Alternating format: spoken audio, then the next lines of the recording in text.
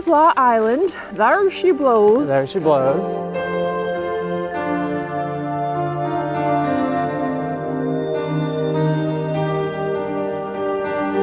We are here in Colchester. We're on the Causeway. It's early November, and I'm here with naturalist Teage O'Connor, and we are going to explore Law Island. Because the drought was so severe this summer, you are able to walk to Law Island. There's just been such a huge interest this summer with the drought and people exploring it. Law Island is sort of this gem in the Burlington area that people just don't really explore all that much. This really, really powerful visual representation of the drought, and it really was so dramatic. So tell me about your footwear. Sandals until there's a few inches of snow on the ground. Yeah, so we'll just scramble down here. Okay. It's still accessible even when water levels are much higher in the spring. I've camped out here in August and then walked in the morning out to the Causeway, went for a run. Let's go look at this log path. Maybe those logs are there for a reason. Oh, it is a log path. This was built in 2025. by explorers? Yeah. All right. All right, shall we brave it? We're gonna see how waterproof my boots are. I think we can do it. So this is what's so interesting, like the conditions change just slightly. Like we're a month away and just a few inches of water deeper, and it's totally inaccessible at this point. And so even though we can easily wade through the water, it's slightly unappealing, especially on like a cold November day. Yay! No wet feet! We made it. All right, we're good. Okay, and now your reward is a ton of mysteries. So, there's this flat sandy expanse, and then that's like the baseline here. And then the break in the baseline is we have all these like dimples. A lot of these pockmarks are just from generations of bluegills, pumpkin seeds, other small fish that are making nests in here. Oh, fox. Oh, that's a fox? Animals can discover these islands, but again, just like low lake levels just makes it so much easier for a mammal to just walk out here. Yeah, so here's deer tracks through here, these prints. So there's dog and deer here. Yes, and then bike tracks, which is the other cool thing. There's like a ton of people out here biking. Yeah. It just looks like a turtle track. Yeah, but we can go look for some mussels. It's pretty fun to dig up the mussels and just see how they're interacting. Conserved in 1994 by the Lake Champlain Land Trust, Law Island is now owned and managed by the Vermont Department of Forests, Parks, and Recreation. You can camp here, but it's primitive camping. It's also not something like Burton Island where you have to register for campgrounds. It's just first come, first serve. Oh, there's a pair of ravens there.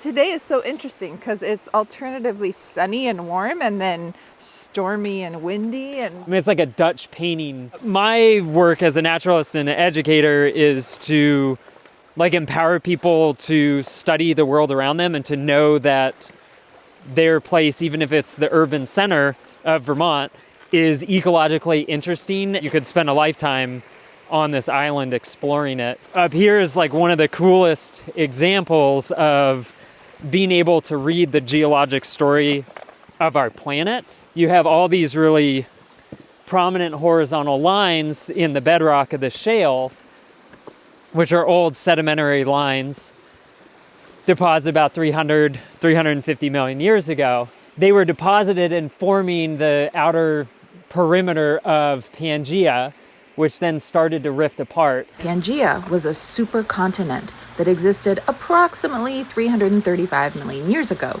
It began to break apart about 200 million years ago to form the continents that we know today. And when you pull Pangaea apart, it's not exactly like this, but it's kind of like pulling pizza dough apart, and you get these thin little patches. And what's underneath the dough is the asthenosphere, which is a layer of lava. And so those holes that form in the dough, as you pull it apart, lava bubbles up into those spaces. And so here we have, again, this idea of like a baseline of these horizontal lines. And then over here, we have a clear break in that pattern. And it's a geologic feature called the dike. And it's where you have lava that flows vertically against the layers in the bedrock. all along these sort of shale cliffs along Lake Champlain, you can find these dikes forming. And actually Lake Champlain formed as Pangea was rifting apart. So the Green Mountains are formed as Pangea is being smushed together, as North America is colliding with Europe and Africa. So the white stuff is all what's called calcite, and that comes from microorganism shells. We can actually put a drop of the hydrochloric acid on the rock. If it fizzes, it has calcite in it. If it doesn't, then it doesn't have calcite in it. No, you don't get any fizzing on the exposed surface of the dike. But this was all ocean. All of this material that makes up the Iberville Shale was all deposited in a warm tropical sea 350 million years ago. So on a cold, blustery day like this, it's hard to imagine that this would be like the tropics in a warm, shallow sea. It's not just like a little bit of calcite. There's a lot of calcite in those rocks, and that calcium enriches the soil, and we see that reflected in the plants that grow on this little island. Like, it is a very rich, it's very dry because it's, you know, shallow soils. All the plants that are growing out here are indicative of the bedrock that's under our feet. This was all sand, not like a month ago. This was all sand. It's like 4 or 5 inches of difference in lake levels, which is essentially the rains that we've been getting over the last couple of weeks have raised the water 6-7 inches, and it changes it radically already because of the recent rain. Lake levels are back up to essentially what they were last November. So if you look at like average lake levels during every period of the year, as soon as the leaves come out, the water starts getting sucked up by all the trees. And so water levels in the lake respond to the reawakening of the plant life. And so lake levels starting in May start to go down steadily, and then they decline. And then in the fall, when our leaves start to drop from our trees and herbaceous plants go dormant, then lake levels start to rise again. And there's this little peak, and then you hit the time when rivers and lakes start to freeze over and rain starts to turn into snow. And then you have a steady but less dramatic decline in lake levels until you get the spring melt, and then you have just this massive quick rise. Public's welcome to come visit here. There's a trail that lines most of the perimeter of the island, and there's a primitive outhouse. Ooh, I feel like I could sail away right now. And it's only 9 acres, so it's not, is that right? I think it's really small, but it's like a youngish forest and very dense, and so it just feels secluded. Very few places that you can go in Burlington or Burlington area where you feel like you're in a wild, like a purely wild habitat. You can have this moment of just feeling in solitude without a human presence or a strong human presence. And that's like really special to have access to. Yeah. Until this summer. Until this summer. When that's right. the humans all came. So we have now made it halfway around the island. That is amazing. Yeah.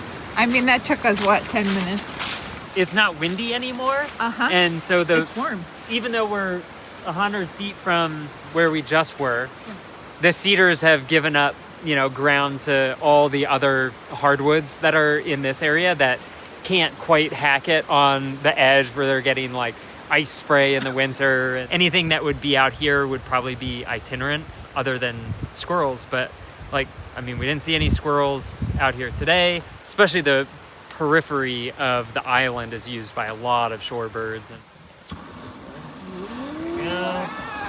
Crow's Path, a small nonprofit in Burlington. Our mission is to connect people to wildness. Particularly love doing this type of work in Burlington. We live in a city, this is our home, but it's also an ecological landscape. Like, we literally live off of the land, even though we might be pulling resources in from really far away, but like, we're directly and intimately connected to this place in particular. White? Yeah, so this is white cedar, and you can see this sort of like beautiful yellowish orange glow to the green colors. Cheers. There we go, cheers.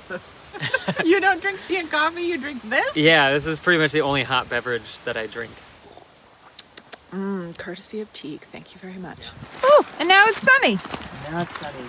Because this is a playground to explore this idea that like you can just learn things on your own. Like the early naturalists, it was all descriptive. and they weren't reading textbooks. They were just going out and making observations and learning by observing. Every time I come out to Law Island or to the Causeway or wherever I go in Burlington, it's always different.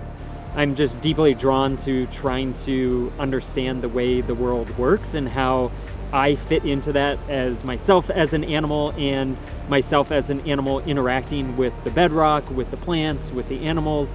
And so there's just this constant process of discovery and the ability to continually experiment with what my connection to this place looks like. Thank you, Teague, for taking us on a tour of Law Island. You may or may not be able to walk out here, but you can always use a canoe to get out here, and we will get stuck in Vermont with you again real soon.